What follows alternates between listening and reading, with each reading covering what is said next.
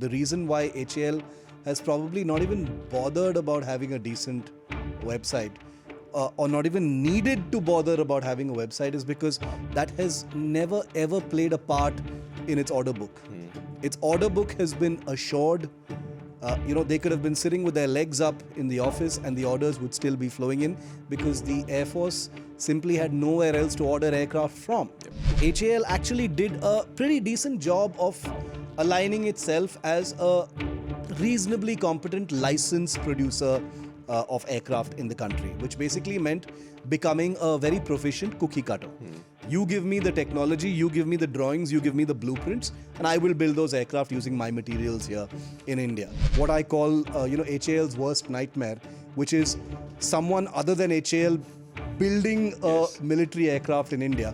And in this case, it's the Tatas building the C-295 between Hyderabad and Vadodara. And therefore, HAL now becomes an animal in the market. It has to compete.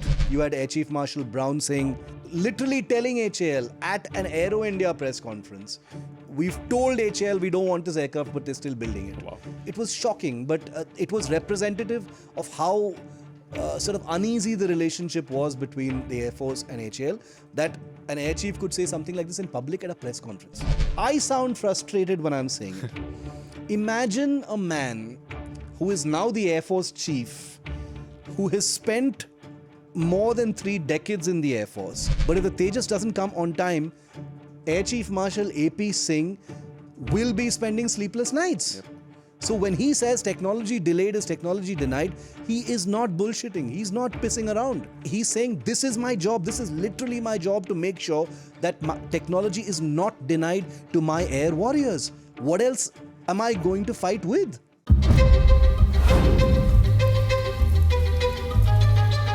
Hello and welcome to the 52nd episode of In Our Defense. Exactly 1 year of season 2 of In Our Defense. Congrats, Shiv. Didn't feel like a year, I have to be really honest, because this has felt really effortless and easy. And I think our viewers, we should salute them for that, as we wish them a happy new year for That too. making this seem second nature to us now. Yeah. And also, hats off to our producer Anna Priyadarshini, who's actually, made it so effortless for us. And on a sad note, we'll have to say that this is going to be her last episode with us. She's done season 1, season 2. So for me, it's been nearly 2 years, I think. For you, a year. So a fantastic experience with her. She kept... Fantastic experience, and it's Anna's loss, of course, that she's leaving the podcast. So we wish her the very best as she goes on to achieve far greater things than In Our Defense, but we will of course miss her greatly. Yeah, but she can try achieving greater things. I think this will always be the greatest thing. Maybe she'll be back also, you never know. You never know. Right. So what are we going to talk about this week? Like you said just before we started rolling, it's new year but same old shit. Not really exactly, but kind of that actually. I guarantee it, except on a slightly higher level, that's all maybe. Slightly higher level, exactly. So we're going to be talking about the Hindustan Aeronautics Limited. We've talked about this company in parts. Every time we've talked about the Indian Air Force, its many problems with its aging fighter fleet, with the Tejas program, the deliveries of the Tejas Mark 1A that are still delayed. HAL has always been a part here and there. Yeah. We've also talked about HAL when we talked about the Prachand helicopter, an advanced version of, not advanced per se, but a combat helicopter based on the Dhruv platform, which actually is one of the peg of this episode. So what I was thinking was, because we've gotten 2 nice pegs, which I'll just explain in a brief moment, we'll kind of talk about this company, what it's like, what have your interactions with this company been like, and how do you see the company? Because for lay people, it's just a name. We don't really know what it does, how it's shaped, how it's based, how big of a big it is, etc. And then also talk about its kind of relationship with the Air Force and the current problems that it faces, and how I wouldn't say this company is to blame for it, but perhaps has played a role. Because when it comes to India's military aviation, it plays a huge role.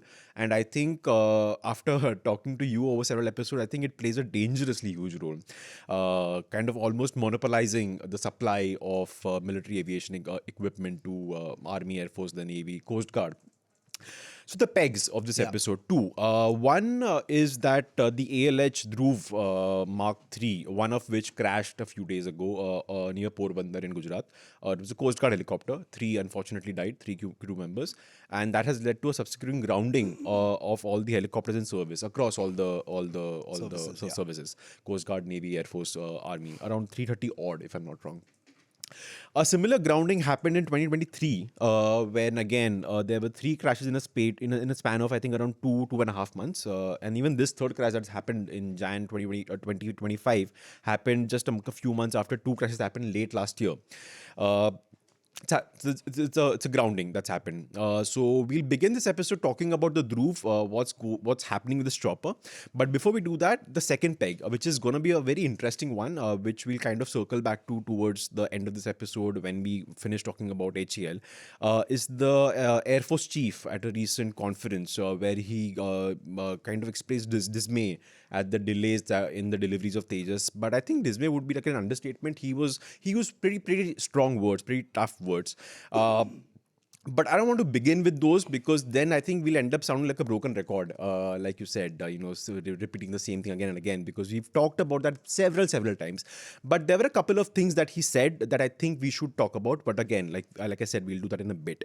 So before we talk about HAL, tell us about what's happening with the Dhruv helicopter, the crashes that have happened in the last few months, the crashes that happened in 2023 within a span of few months that led to a grounding, and the grounding that's happened right now. And also when we talk about groundings in the military sense, what does it mean? So in the commercial space, I know, for example, you'll have flight delays, you'll have flight tickets going up, prices going up because you have shortage of aircraft. You have losses suffered by the companies. They have to rework their entire schedules, like they had to do with when the Boeing 737 globally had to be grounded because of two deadly crashes. When it comes to aviation, when you have an important piece of equipment, remember you have 330 odd of these in service across your services. What does a grounding mean? And then tell us about this helicopter and what's going on with it. So first of all, Dhruv, the grounding of the Dhruv is a routine procedure. Whenever a crash happens, by and large, if it is not immediately apparent why the crash happened, a sort of fleet-wide grounding is a fairly routine action that is taken. And like you rightly pointed out, it's not the first time that's happened. It happened last year as well. What is worrying is that the ALH Dhruv, the Dhruv helicopter that crashed in Porbandar, killing three, was a Mark III, which is the most modern version of the Dhruv, and it was a similar type of helicopter that had crashed at sea last year during a rescue mission in which three people, I think four were killed and one person was rescued alive, I think. Both of those crashes, the last one and the current one, I'm talking about the Coast Guard Mark IIIs, are currently under investigation. There are board of inquiries that are looking into them. So I don't want to second guess what caused the crashes because they may be completely different. Yes. We don't know if there were technical failures or human error. We don't know that, and it's unfair to second guess what happened. But obviously, the seriousness of a crash means that a fleet-wide grounding was deemed necessary.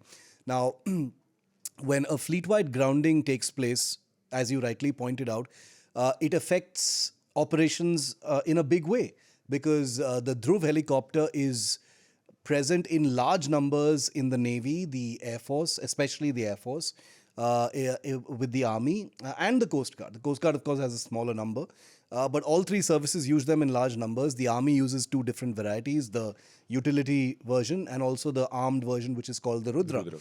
Again, in large numbers. So a fleet-wide grounding means anything with this airframe and engine stays on the ground until it is cleared to fly once again.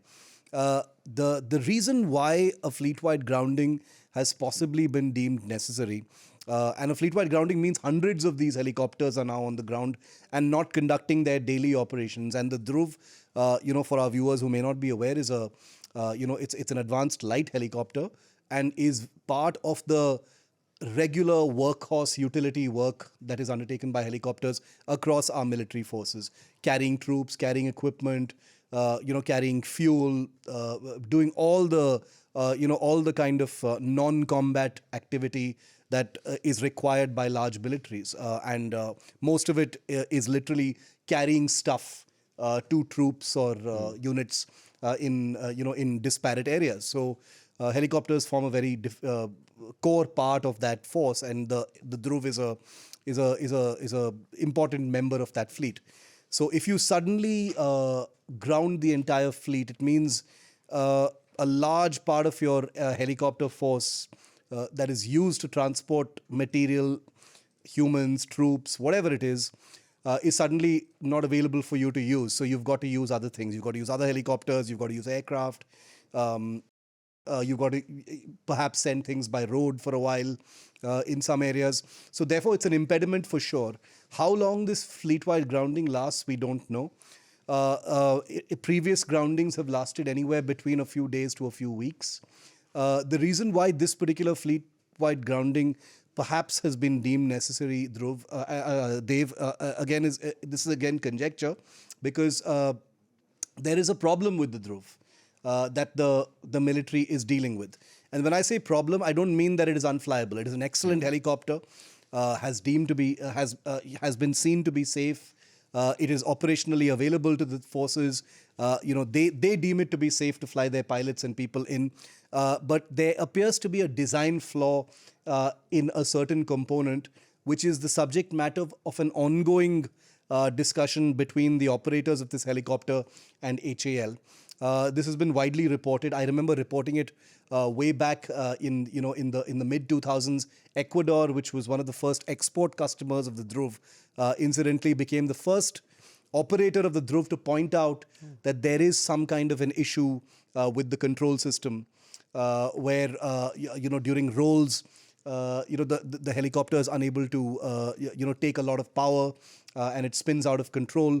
And this had to do with certain transmission systems, the design of those transmission systems, not really the quality of them. I may be getting some specifics of this wrong, but largely there are some component design issues which have come to the fore. And for a while, HAL was kind of fighting back on those, because whenever a design flaw or a component design flaw is pointed out, it practically means going back to the drawing board on that particular component, redesigning it, retesting the helicopter across the board, across high altitude, low altitude, sea level, etc., and then recertifying it for the military, and then reintroducing it back to its customers.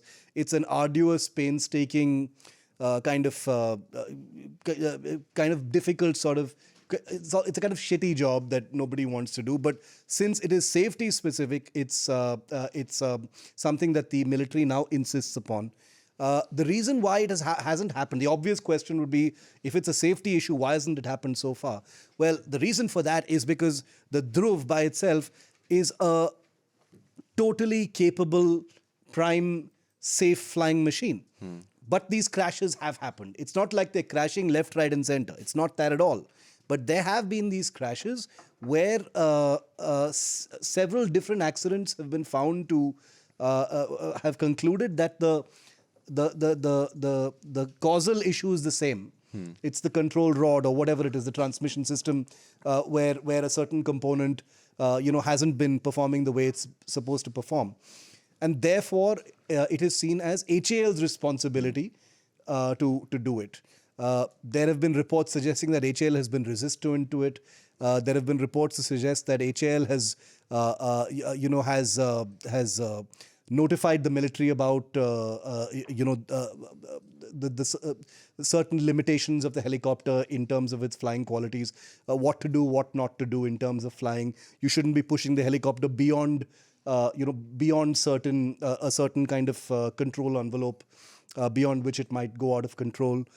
So that kind of tutu meme, to put it flippantly, has happened over the years between the operators and HAL. Some of the operators have been frankly quite disgruntled, and I don't blame them, by what they see as a kind of obstinacy from HAL's side. The operator basically saying, look, there's a problem with these helicopters. And when I put my men and women into these helicopters and send them up, I need to be 100% sure that all safety issues are catered for. Now, if I have a whole host of accidents that have taken place, not one after the other, but over time, that point to a similar issue, a similar mechanical issue or a design issue, then it is the onus is on HAL to accept that there is a problem, take it with maturity, and say, look, let's fix this. Let's get together and fix it instead of resisting or seeing it as some kind of embarrassment. Or resisting it as as if it's some kind of punitive action by the operators to somehow downplay the abilities of this helicopter. So I think that's the reason why this has happened. So the operators now have shown faith in the Dhruv because orders are still coming, orders are still being placed, and I once again repeat that the Dhruv is a extremely robust, capable, safe helicopter, but the onus has to be on HAL to make sure that all concerns, design, mechanical, whatever it is, are addressed without any sort of latent resentment about, why are the operators always raising these issues? Why can't you just shut up and fly the helicopter? It can't be that kind of a relationship, and I think there's a little bit of that in this. Yeah. Yeah, it's important because we are talking about military aviation, which inherently is dangerous by its very nature. So you'd want everything to be as close to perfect as possible. Obviously, you cannot get perfect, but you need to be there, right there, and which is where you'd need the company you're dealing with to be proactive. Otherwise, you can tell them, you know what, we'll go somewhere else. But that can't happen with the HAL. And that is going to be one of the main topics of this episode, and something that even the Air Force chief said again a bit later on that. So uncloak this company for us, Shiv, because I again went back to the website and I remember in a previous episode, I think it was a Prachand episode, I told you about how I was very annoyed that the website had photographs that were the aspect ratios of which were completely all over the place. They've changed that, by the way. I don't know if it was because they listened to the episode and By the way, it was. It was. Wow. In our defense impact. In our defense impact then, yes. So the photos have changed, but the website still looks, I'm sorry, shitty. Doesn't matter though. I mean, that's not really their job. But the point I'm trying to make with that is that when you go to the website, I don't really get a sense that this is a company playing at the cutting edge of aviation tech. Yeah. Remember, this is a company that has produced a fighter jet, that is producing fighter jets, that is working with DRDO, or DRDO is one of the agencies, on the AMCA, the 5th generation fighter that India aims to produce by its own. That website will not give you that hint. And again, I don't want to focus on the website, but what I'm trying to get at is, like, for someone like me, for lay people, if I want to understand this company, this behemoth, what is this company? In your dealings with this, help us explain what is HAL. I know from the history that it was established somewhere I think in 1940 before independence. In 1951 it was nationalized, and the current HAL that we see was kind of incorporated in 1963. And since then, very interesting. If you go to their history page and if you control F and search for the word license manufacturing, it will come up like I think around 10 to 12 times, because almost a majority of its work has been licensed. They get license from some company, mostly Russian, and they manufactured those planes over here. So tell us about this company. What is HAL? So let me preface what I'm going to say by saying that HAL is populated by very, very capable aerospace engineers, aerospace scientists, designers, builders, mechanics, welders, managers, top of the line people. They're really, really good, competent people. And I'm prefacing it with this nicety because things are going to get nasty now, right? So nobody inside HAL alone is to blame for what I'm about to say. But I'll talk about the bad stuff and then I'll talk about the good stuff, because let's be very clear about one thing. There's a lot that's good about HAL. There's a lot that the country needs as far as HAL is concerned, but maybe not in the way that it stands right now, and I'll qualify that in a moment. Now, HAL, or Hindustan Aeronautics Limited, is a defense ministry-run public sector undertaking. Huge, socialist era PSU that basically manufactures aircraft, largely military aircraft. I like how you bring up the website often, and I've thought about it a lot because it's actually an amazing metaphor for HAL. And like I explained in that previous episode, the reason why HAL has probably not even bothered about having a decent website, or not even needed to bother about having a website, is because that has never ever played a part in its order book. Its order book has been assured They could have been sitting with their legs up in the office and the orders would still be flowing in because the Air Force simply had nowhere else to order aircraft from. So when you are a company where you do not have to fight for orders, you are not competing with anyone else, there is no level playing field with the private sector. Therefore, there is no threat to your order book. You do not have to seek orders from the Ministry of Defense because the Ministry of Defense, which governs the Air Force, the Navy, and the Army, is ensuring that you get those orders because at the end of each year there is a dividend check that comes to the Ministry of Defense. These are all obvious, uncomfortable truths, but that's the way it is. And this is a system that has worked largely well. When you said that you found the word license appearing a dozen times on the HAL website, that's because HAL actually did a pretty decent job of aligning itself as a reasonably competent license producer of aircraft in the country, which basically meant becoming a very proficient cookie cutter. You give me the technology, you give me the drawings, you give me the blueprints, and I will build those aircraft using my materials here in India. So HAL did that with the MiG-21. HAL did that with the MiG-27, I think. I could be wrong. HAL definitely did that with does that right now with the Su-30. HAL did that with the Avro HS-748. HAL has done that with the Jaguar, which is the Anglo-French fighter bomber. And HAL has done that with a few other aircraft as well, some trainers and other aircraft, the Hawks, etc. And therefore, this is a company that has built up a high competency of acquiring the know-how and building an aircraft using IP that is not its own. It's done that. The one time when HAL built an aircraft, quote unquote, from scratch, using its own design and technology, etc., was the HF-24 Marut, which was an aircraft that has a kind of unfortunate story because it was retired well before its time. By the time it became a competent fighter, it was kind of taken over by slightly more capable high-performance jets and stuff. And therefore, the HF-24 has kind of passed into lore, a kind of fond nostalgia. It would never really had its big shot in terms of combat. But post that, the only really big sort of homegrown project that HAL has had is the Dhruv, which we talked about, and then there is the Tejas. Both of these involve the design and development aspect of it are entirely under government agencies, the DRDO or the Aeronautical Development Agency, and National Aerospace Laboratory, and all these other alphabet soup of laboratories that have come together to create these. And none of these programs have involved the private sector at the core design and development phase.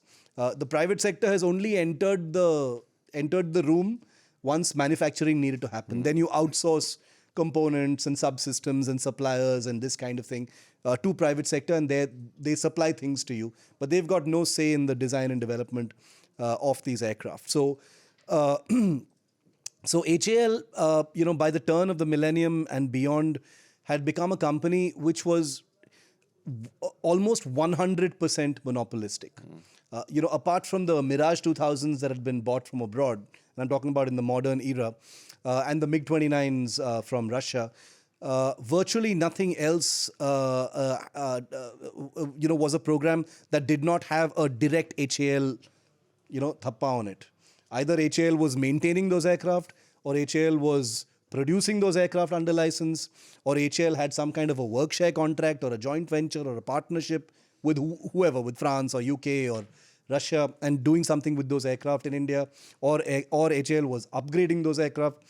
So HAL was getting a nice little slice of every bit of air power activity in the country, I can say.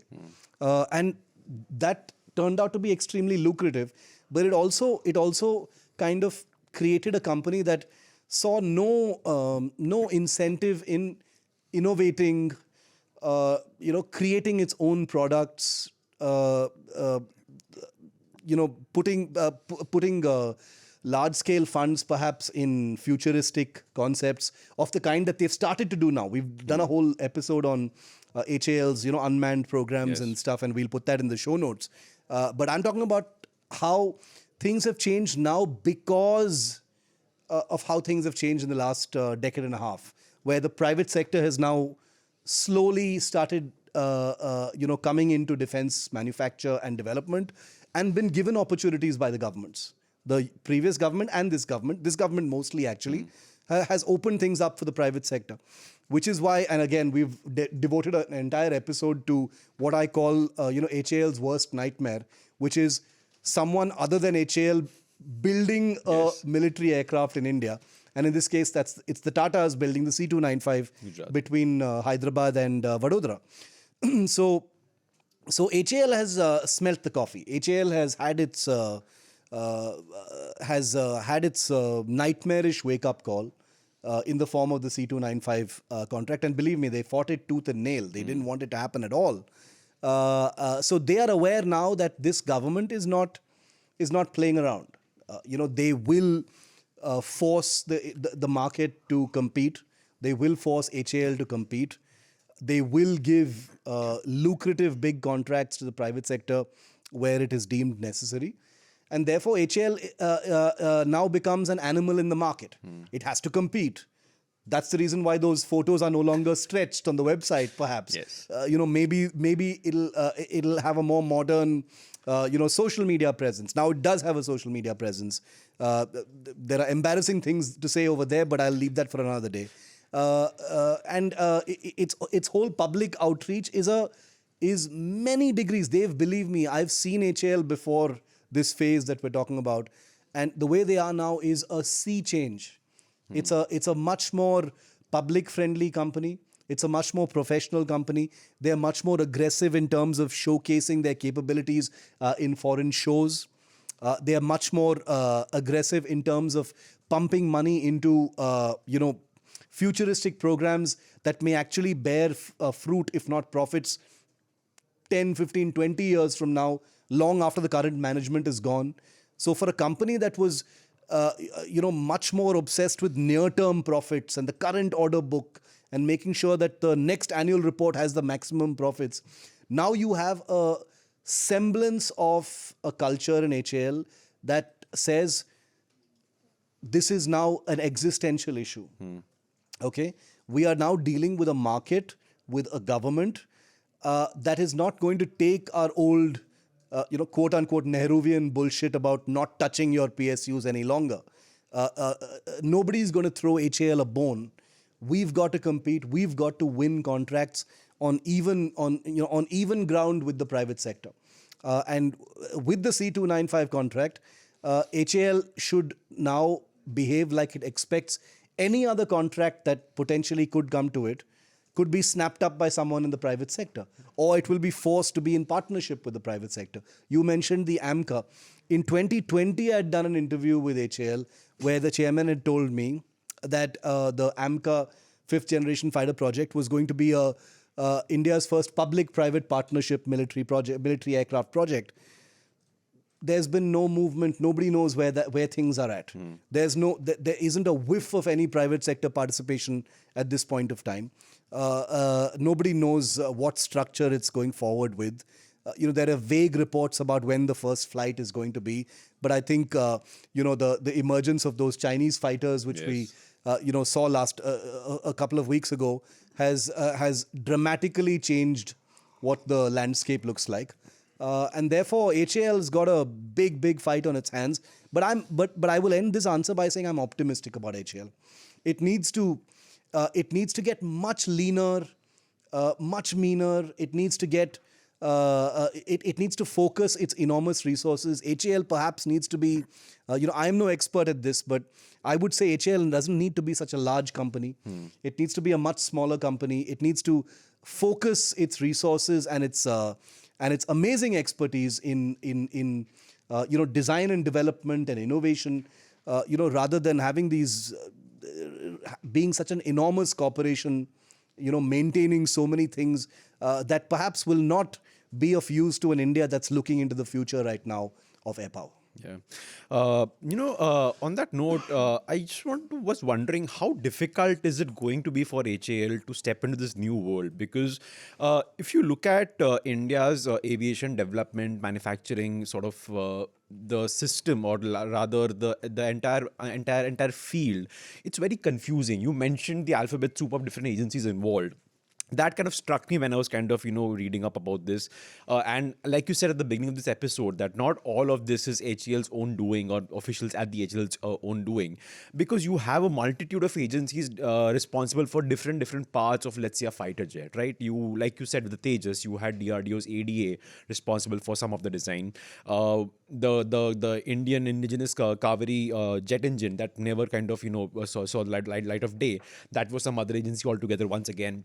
Then you had obviously HCL playing its role. So where I'm getting at is कि you have all these different agencies. Obviously, all of them are under government control. So you can argue कि हाँ, but सबका boss तो एक ही है, सबका मालिक तो एक ही है. But my question then is, these agencies have their own priorities, they have their own budgetary constraints, they have their own schedules, goals, etc. to meet. So if you as a country want to be developing, let's say an AMCA, if you as a country want to be developing a fighter jet, wouldn't it make sense for one company to be there and be like, I'm gonna look over everything, like you would have with, say, Boeing or Lockheed Martin in the US, or perhaps Tata's, if their aviation wing can be like, we will manage everything, we'll give you a fighter jet at the end of the day.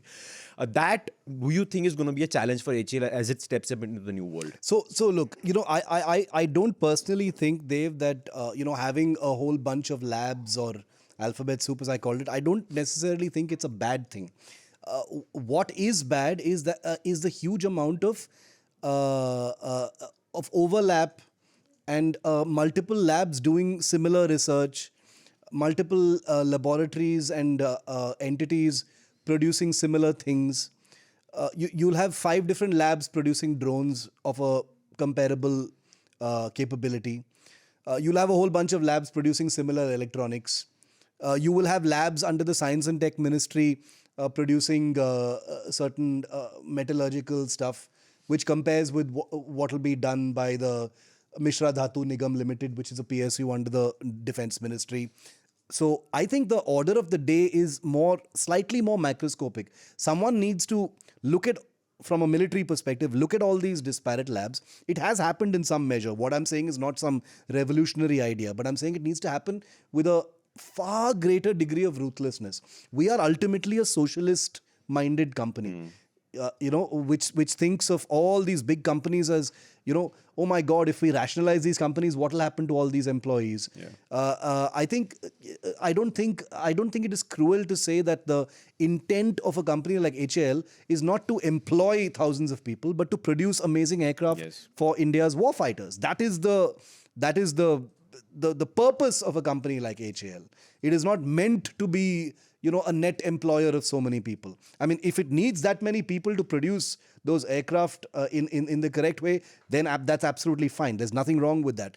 But I think the country has gotten used to having bloated government-owned corporations that aren't doing the job that they're supposed to do, and certainly not doing it in the right way. So my idea of having these disparate labs is, first of all, cut the fat. You've got to cut the fat. Whether that involves cutting down on literally the size or the assets, or or spinning off certain structures and assets into profit-focused entities that can be controlled either by the government or the private sector or public-private. You've got to create laboratories that have underpinnings of accountability. The Air Chief talked about that, and we're going to come to that, towards the end of this episode. But for far too long, our laboratories have run with a sense of monopoly, that they don't really have to compete, and B, that if there are cost and time overruns, things will slide. It's okay. We will, और किसके पास जा सकते हैं? That kind of mentality. That no longer holds, because there is the obvious paradox that India has actually ignored self-reliance in favor of being an enormous importer of weapons and weapon systems from from abroad. And that continues to this day. That ignominy of India being the number one importer of military hardware continues to be an albatross around our neck, which is why that vicious cycle.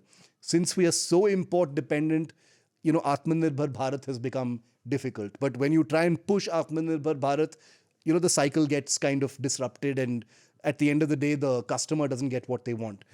So I think a kind of really merciless hacking away of redundancies, fat, too many teams doing the same thing,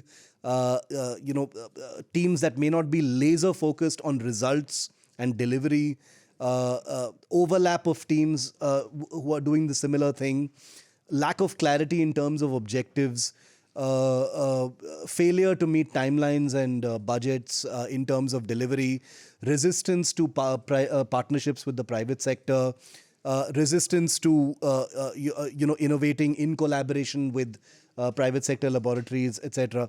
All of these things need to be fixed. If at the end of that, once you've fixed all those things, if you have 15 labs building our next aircraft, so be it. Why not? That's perfect. Because an aircraft or a fighter aircraft is a monumentally complicated machine.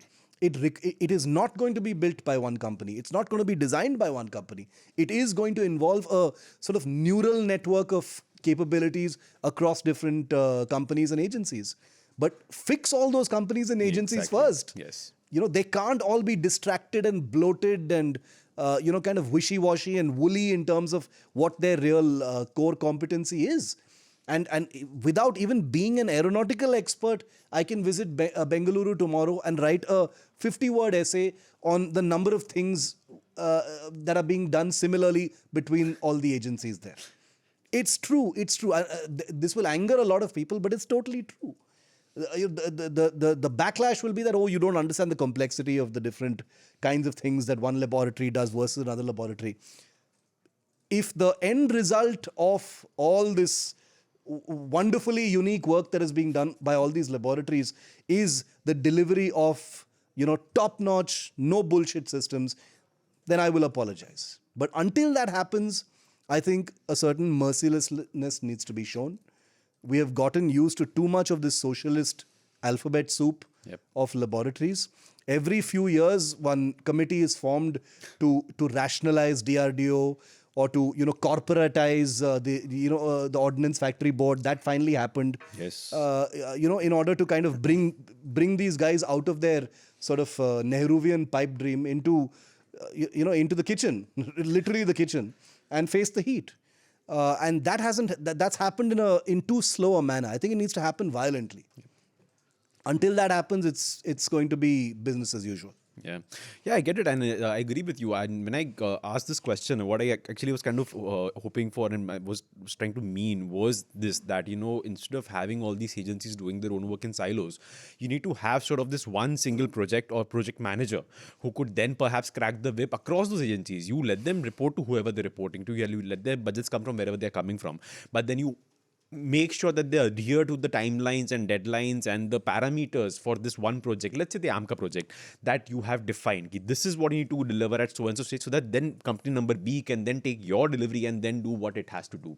Right. We'll focus a bit on the HAL's relationship with the Indian Air Force, and that will also kind of give us sort of an overview of what this company is all about, but after a quick break. We welcome the new year, but reflecting back, yes, this year was actually we lost many, influential personalities, including our ex-Prime Minister, Mr. Manmohan Singh. So not much is known about him and what he did during his tenure and how, the foreign policy got shaped. I do say that foreign policy is a continuum, but there are certain changes and shifts that have taken place because of radical decisions that have been taken by a few leaders here in India. One of those radical decisions and a huge change for India, in fact, let me come to civil nuclear agreement later, was liberalization. Yeah. It happened under then Prime Minister Narasimha Rao, and Dr. Manmohan Singh was the finance minister. Yeah. And that opened India up. India still is socialist in nature in terms of welfare state, thinking for its country, but it had to open up a little. Being so highly protectionist was not helping India. Even now, we are blamed for being protectionist, but we need to be, because we are not a developed country. We need to think for our underprivileged and the economically weaker sections. But it was only on this one decision, that's the India-US Civil Nuclear Agreement, Right. where the left threatened to pull out. Hmm. And Ten Janpat then said that, I think we should wait. Hmm. And it was at that moment he said, I will resign if this doesn't go through. Oh, He'd never offered to resign otherwise. yeah. And With- so they stood with Manmohan Singh Hmm. as a minority government. He is a man, according to him, he'd said once that history will judge him kindly. Yeah. In the past few days after his passing, what we've seen, how we've seen people react to his achievements more than focus on his failures, clearly shows that he is somebody who everybody respected and revered.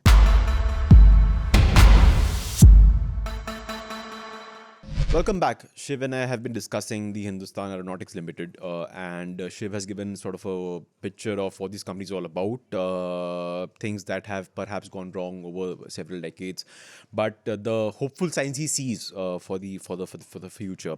To kind of go towards that, the future, I want to kind of rewind just a bit by talking about the HAL's relationship with the Indian Air Force, which is also when we'll bring in what the current Air Chief had to say at a recent event a couple of days ago.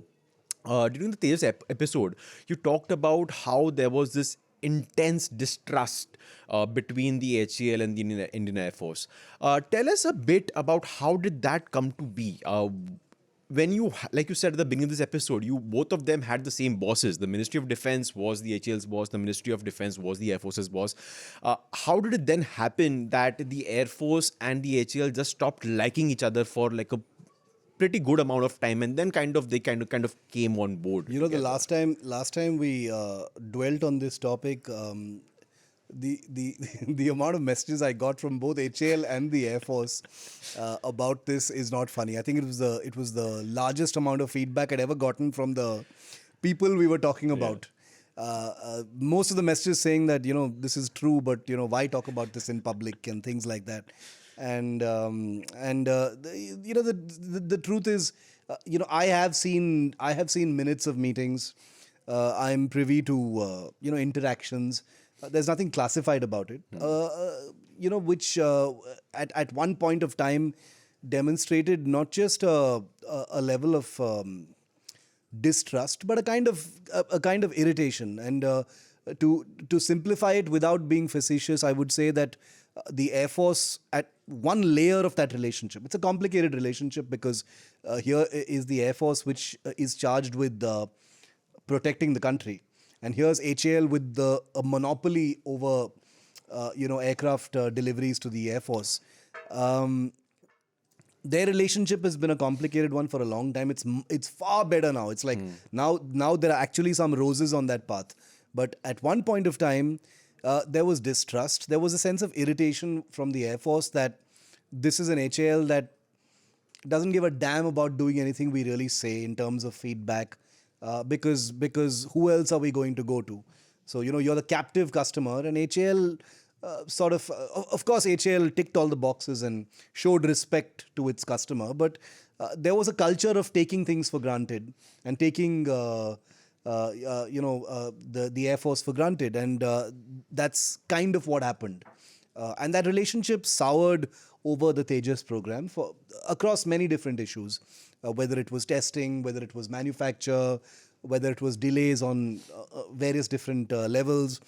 There was a great deal of acrimony in that relationship, but it was what I would call kind of constructive heat, because it led to good things. It led to a kind of wake up call within HAL, and a kind of resolution within the Indian Air Force that, look, this is not going to take us anywhere. Ultimately, we are stuck together.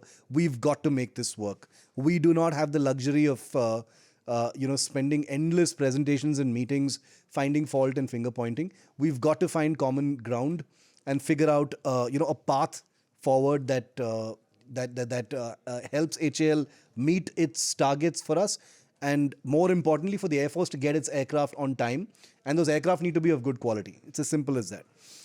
Now, for a long time that didn't really happen. The Indian Air Force has had quality issues from aircraft that have been delivered by HAL. It has had maintenance issues. There have been delays on various other fronts. Like with the Dhruv, there's been a kind of resistance to operator feedback in terms of, hey, there's something wrong with this aircraft, you need to look into it. Again, I'm simplifying, but there was this kind of reluctance to take it at face value and give it the due attention that it deserved. So all of these have been bugbears with the Air Force and the other operators of HAL aircraft, which has led to occasions when chiefs and senior officers have lashed out. Sometimes it's happened in public. Sometimes at press conferences, you've seen air chiefs saying, "We've told HAL we don't want this aircraft," and they're still building it. Famously, with the HTT-40 trainer, you had Air Chief Marshal Brown saying, literally telling HAL at an Aero India press conference, "We've told HAL we don't want this aircraft, but they're still building it." Wow. It was shocking, but it was representative of how sort of uneasy the relationship was between the Air Force and HAL, that an air chief could say something like this in public at a press conference. So you can imagine what things are being said behind closed doors between officers of both sides, right? So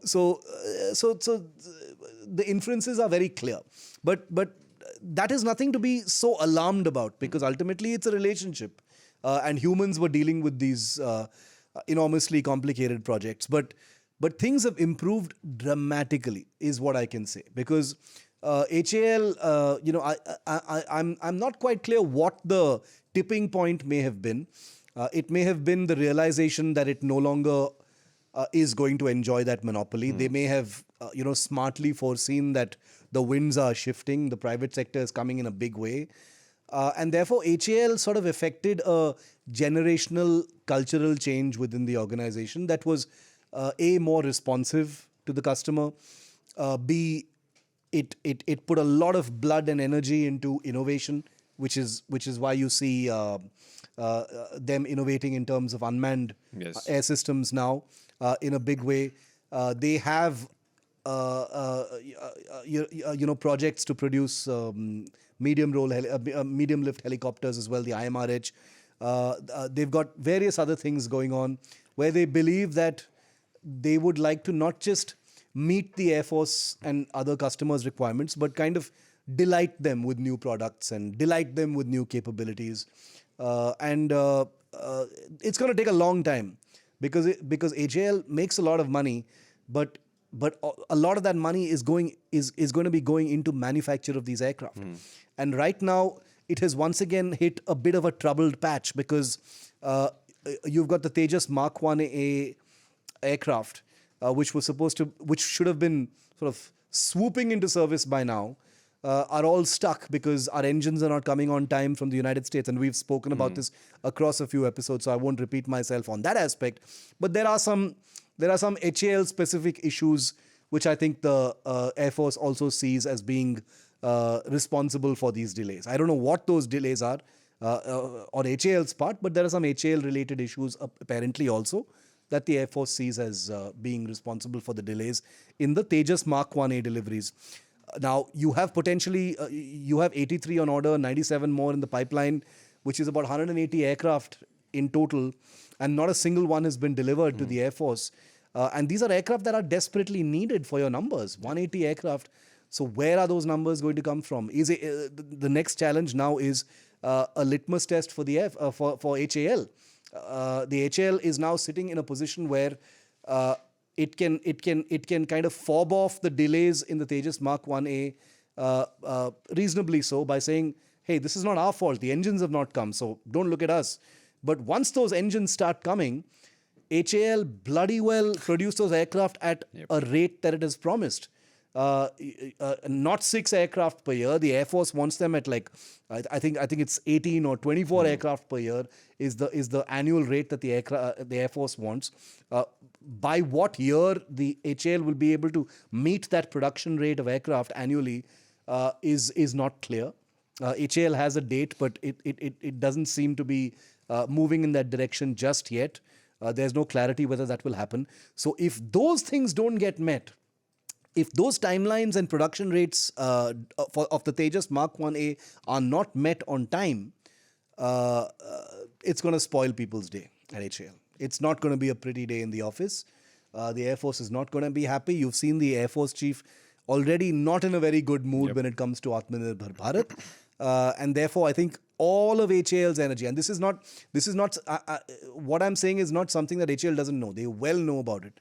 All of their corporate and managerial energy will be focused, I imagine, now on making sure that they don't screw up the Tejas Mark 1A once the wheels get turning and the engines arrive. Yeah. Right. So yeah, I did want to talk about what the Air Force chief had to say. Air Chief Marshal Amarpreet Singh at a lecture recently. And I've pulled up his quote as well for my answer. Yes, very, very interesting quotes. The Tejas one, it was like the quote on Tejas, by the way, was like a Shiv Aroor quote, I think. That's something you could easily have said on one of our episodes when he talked about, Tejas should be seen from 1984 onwards. The aircraft was conceived then. It first flew in 2001, which is 17 years later. Induction started after another 15 years. Today we're in 2024 and I still do not have the first 40 aircraft. I think he meant all the first 40 aircraft. He also spoke about how technology delayed is technology denied. The most important quote for me, I think, though, was, I'm paraphrasing him though right now, where he basically said that the fear of losing orders is something that should be there in the ecosystem when it comes to deliveries for military aviation. So I want your personal takeaways from what he said at this lecture, and also your assessment of what and how would the HAL be reading this. So, to add to the wonderful quote, which I thank you for thinking that I would say the same thing as the Air Chief. I don't think he'll be very pleased with that, but nevertheless. So this is a report on what he said, which is the Indian Air Force Chief said, R&D loses its relevance in case it is not able to meet timelines. Yep. Technology delayed is technology denied. Brilliant quote. I wish you'd attributed that to me. But there has to be an increased aptitude for acceptance of risks involved and failures in R&D. Atmanirbharta will come at a cost and we should accept it. We may have to spend more and buy at a higher rate if required. Yes. Amortizing of the R&D part and limited number will push the cost up, but will give the much needed self-reliance. These are golden words. And brave words, yes, I should say, from an Air Force chief to sort of call out the kind of self-important bullshit that pervades, the culture of Atmanirbhar Bharat. You can't wrap yourself in the tricolor and say this is the elixir and solution for everything, because ultimately it's the pilot on the ground who has to fly the damn plane. Okay, you can talk about self-reliance all you want, but if that focus on self-reliance, which by itself per se is the only way forward, we cannot depend on imports. We have to be reliant on on our own stuff, homegrown projects. But if we allow them to flounder without accountability, then we are painting ourselves into a very dangerous corner. Look at the line where he says, technology delayed is technology denied. I'm kind of speechless because, he's taken the example of the Tejas Mark 1. Yes. He's just reminded all of us that while we episode after episode talk about the Tejas Mark 1A, the improved Tejas, which is stuck because engines are not coming from the United States, he's just reminded us that the first 40 Tejas Mark 1s, all of them haven't arrived yet, which is true because there are trainers that haven't been inducted yet. So the 2 squadrons that operate the Tejas in Coimbatore, in Sulur in Coimbatore, still haven't got all of their intended aircraft. So the 40 aircraft still haven't arrived for various reasons. This will require another episode. But all I'm saying is, I sound frustrated when I'm saying it. Imagine a man who is now the Air Force chief, who has spent more than 3 decades in the Air Force, seen every step of what he's describing, a man who's a fighter pilot, by the way, yes, and who's flown the Tejas many, many times, and who is a very strong proponent of homegrown fighters, loves the Tejas, speaks very highly of it. Imagine how much more frustration is there in his words when he says something like this. I've got no skin in the game. If the Tejas doesn't come on time, it's not going to change my life in any substantive way. But if the Tejas doesn't come on time, Air Chief Marshal AP Singh will be spending sleepless nights. Yep. So when he says technology delayed is technology denied, he is not bullshitting. He's not pissing around. He's saying, this is my job. This is literally my job to make sure that technology is not denied to my air warriors. What else am I going to fight with? And for a project like look, the Tejas has been kicked around and bashed around, sometimes unreasonably, sometimes unnecessarily for many years now, and I will freely admit that I have played a part in that as well. I have said unkind things about the Tejas without fully appreciating what a difficult exercise and a difficult enterprise developing a fighter aircraft is. But the huge number of time considerations and concessions, cost considerations and concessions that have been provided to the project mean that by now we should have been swimming along nicely with this project. Sure, you can now point at the US and say that was not in our control. Those supply chain issues, we didn't delay the engines. You can say what you want, but we don't have the damn fighters. That is the agony in the air chief's voice. Yep. He's saying, boss, I want the fighters. I want the fighters. You started developing these in the 80s, and I don't even have my first 40 fighters. Just imagine how he feels, when I can feel my blood getting warm. I can see that, yeah. So the point I'm making is, his when he says technology delayed is technology denied, he's basically saying, look, I'm all for self-reliance, because I know that self-reliance is the only way forward. We don't have the money to be an import-focused country. Look at China. He spoke about the Chinese so-called sixth generation jets. Now, very small disclaimer, there are very credible air power experts who say, yeah, don't go gaga over the Chinese jets. We don't know what they can do, what they can't do. Yep. But I think there is a kind of unanimous belief that they are demonstrating capabilities for which we don't have any answer right now. AMCA, nobody knows when it's going to come. From that respect, there is reason for alarm. People have been laughing, saying, "Arey, itna self-flagellation ho raha hai just because China has demonstrated 2 so-called 6th generation fighters." Well, they already have a 5th generation fighter and another one coming, and they've got these 2 aircraft being demonstrated. And here you have the Air Force chief of the country that borders China, that is in a live combat situation with China, saying, I can't even get my basic 4th generation fighter ka pehla order completed. It is the word hasn't been invented to describe the pitiful state of the emotion that the air chief is trying to convey. And he has to be ramrod perfect about it, because let's make no mistake, the Indian Air Force will fight with what it has. The Indian Air Force makes all manner of air power arrangements for anything that is thrown at it. The Indian Air Force has technologies beyond what you and I can see here. And it isn't just about, unka aircraft versus our aircraft. War is not like that. The Air Force, it's not like the Air Force has been caught off guard suddenly by this. They know what's going on. The agony is not in like, oh my God, look what China has and we have nothing. It's not that. It's like, where is our stuff? Where is our stuff? Why are we being tied down to committing to stuff which we cannot rely on arriving in a timely manner? And he's even bravely suggested, saying it might cost more to order fewer numbers, but let's do it. That, in my view, this man is a revolutionary. He's a revolutionary because he's going to make a lot of enemies in the procurement system. Yes. But that is the pain of a warrior, I would say, because it's his neck on the line. Yeah. If an air war begins tomorrow, it's his neck on the line. Yep. Where is he going to show those numbers? And I think that's what he's talking about. I will only end by saying, I hope that this, I'm saying pain and agony and frustration, but if you look at the speech, Chief AP Singh is like very formal, very sober, stoic, delivered in a very normal kind of style, and there's no emotion being displayed there. But that's what the military is. Of course. And when they're letting these things show, and when you can interpret those emotions,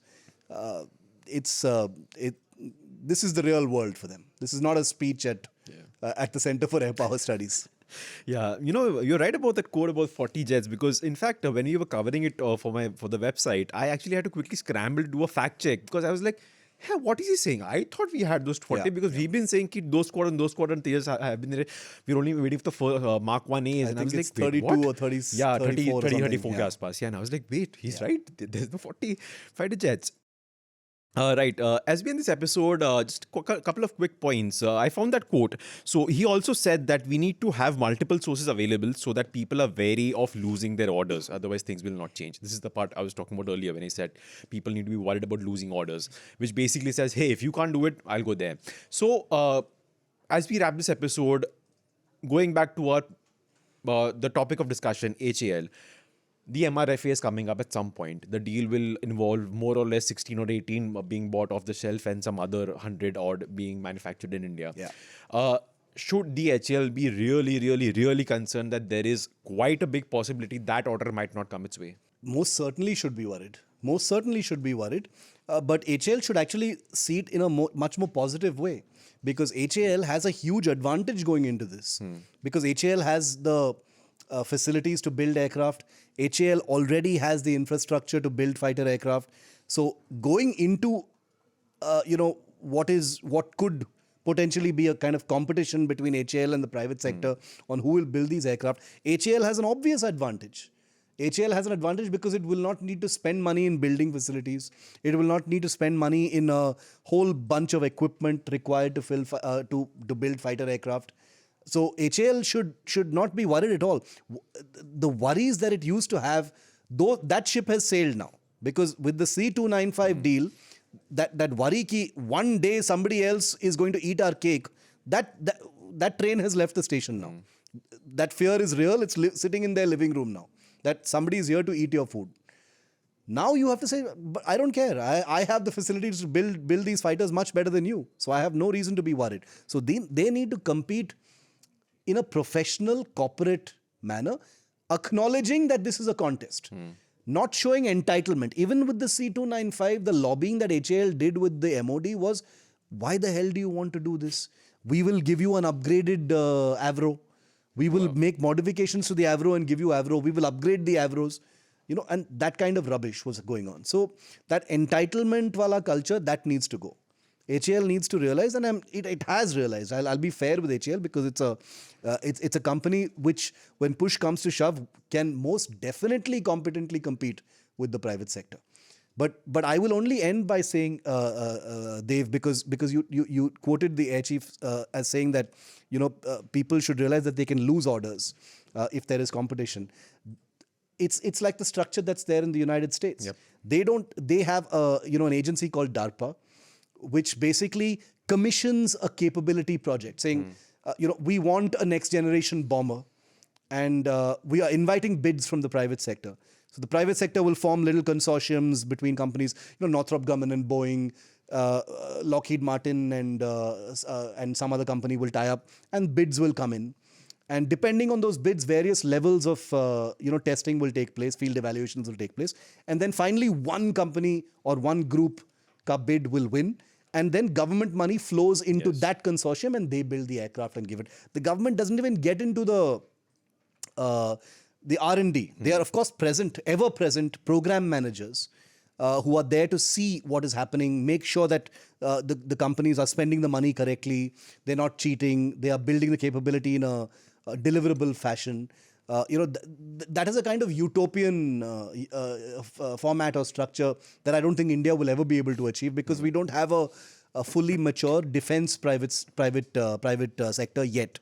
But that has worked very well for the United States and allowed them to remove government from the R&D of defense. Of course, they do R&D, but the R&D that the US government does in defense is very, very advanced, futuristic, cyber, space, that kind of thing. Not building rifles, not building the wheels of helicopters, bullshit like that. They're doing real futuristic stuff. And I think that's ultimately what the DRDO needs to move towards as well. Yes. Organizations like the DRDO should work towards not building drones that IIT students are building. or building, ground robots that mechanical engineers can put together in 6 months. But to do real cutting edge, futuristic, weapons research, direct energy, hypersonic vehicles, that kind of thing. And until that happens, it's just going to be this kind of a, hamster race. Yeah, right. One last quick point, nothing to do with the discussion per se, but on Air Chief Marshal AP Singh, the person, because it just so happens that a few months ago, 6, 7 months ago, when this was before he took the office of Air Force Chief, he was an Air Marshal back then, he had said those words which we've talked about in the previous episode, where he said, "Make in India cannot come at the cost of nation's defense." In the episode we talked about, we did mention that these are quite some strong words coming from a senior Air Force officer back then.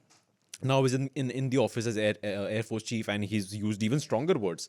And you've given a nice, passionate description of what you feel about it. Is it just a personality quirk, or has there really been a tipping point within the Air Force, and there is really frustration boiling over? I think the Tejas Mark 1A, the panga that's going on with the Tejas Mark 1A is a tipping point. Achha. Because look, the Tejas Mark 1A, like I said, is not quite the Tejas the Air Force wanted. So look at it from the Air Force's perspective. The Tejas Mark 1 did not meet all the requirements of the Air Force. So the Air Force agreed to a certain limited number of improvements for a improved version called the Tejas Mark 1A, which still don't completely meet the Air Force's requirements, but the Air Force was persuaded to agree to committing to ordering that in large numbers, which they did. 83 first, 97 more in the pipeline. Almost 200 aircraft is a sizable commitment by any stretch of imagination. Now, when even that is not happening on time, concession leke wo bhi nahi aa raha hai. Granted, not for HAL's fault, but for various other reasons. And like I said, there are some internal issues also. The frustration levels must be very, very high. And I'm using the word frustration. It's not so emotional in the Air Force. They work in a very, very robust kind of fail-safe way. It's not like if one thing doesn't happen, they don't have a backup. They always have a backup. Air power is a thing where things can go wrong on a dime. So there are always backup plans, plan Bs, etc. for this kind of thing. But I'm just saying that when you've committed to such a large program, and it was supposed to be the kind of proof that the turning point has happened as far as a homegrown project is concerned. It's going to happen on time. It's going to deliver on time. We're happy with the jet. We've ticked all the boxes now. And the damn thing still doesn't arrive to help you stave off your depleting squadron strength numbers. That's a blow. That's just, it's just a party pooper of epic proportions. And I think that has a lot to do with the frustration right now. Right, cool. I think we'll end it there. And it just so happens that, Aero India is just a month and a half away, by the way. So I hope HAL Are we going there to do a special try. episode? I think we should do that, yeah. We should try, yeah. But I hope one day, HAL is able to turn it around so much that it is the headliner at these air shows, and you don't really have people coming in from out of the country to kind of grab all the attention over there. They can be, for sure. Yeah. Right. So let's end it there. Thanks, Shiv. Great chat. Happy New Year once again. First episode of the year. First 1 year of Inner Defense Season 2. And I hope we didn't talk about the same old shit, but I think we talked about this one continuing theme of discussion. I think that'll keep cropping up on Season 2 as we Either we're going to be blacklisted by the Air Force, or we're going to have a red carpet outside Vayu Bhavan. Yes. Yeah. Let's see what happens in that.